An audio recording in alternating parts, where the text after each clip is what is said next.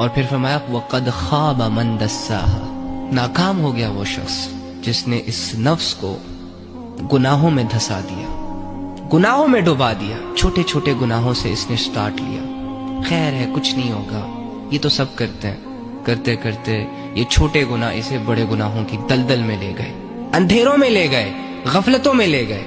تو میری جان بہت ہوا یہ اللہ کی نافرمانیوں میں گناہ کر کر کے واللہ ہمارے ذہن بند ہو چکے ہیں، ہمارے دل بجھ چکے ہیں، ہمارا جسم بوجھل ہو چکا ہے، تھک چکا ہے، ہمارا خون گندا ہو چکا ہے، ہماری روحانیت مرجھا چکی ہے۔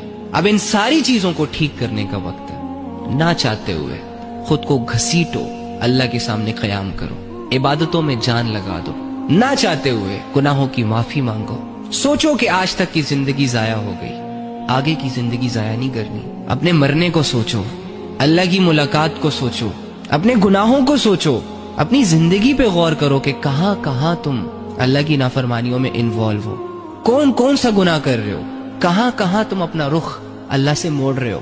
اور غور کرنے کے بعد ان ساری چیزوں کو آہستہ آہستہ ٹھیک کرو، روزانہ کی محنتوں سے، نیک لوگوں کی صحبتوں سے، قرآن کی تلاوتوں سے، نوافل کی کثرت سے، تسبیحات سے، اور سب سے امپورٹنٹ چیز اپنی دعا سے کہ اللہ بے بس ہوں، کمزور ہوں، اکیلا ہوں، بیمار ہوں، ستایا ہوا ہوں، مدد فرما۔ میں کر رہا ہوں کوشش یا رب، مجھے ثابت قدمی عطا فرما۔ میرے نفس کو ایسا بنا دے کہ اس نفس کو تیری اطاعت اچھی لگے، میرے دل کو ایسا بنا دے یا رب کہ یہ دل تیرے ذکر سے تنگ نہ ہو بلکہ خوش ہو، اسے اچھا فیل ہو۔ دعا کرو اللہ سے ربی اشرح لی صدری، اے اللہ میرے دل کو کھول دے، میرا سینہ کھول دے، ویسر لی امری، اے اللہ میرے کاموں میں آسانیاں فرما۔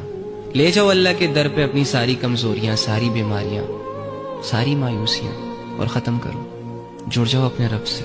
کیا ہی شاندار موت ہے وہ موت کہ جو اللہ کی بندگی میں انسان کو آتی ہے، اور کیا ہی بدترین موت ہے کہ جو اللہ کی نافرمانیوں میں آتی ہے۔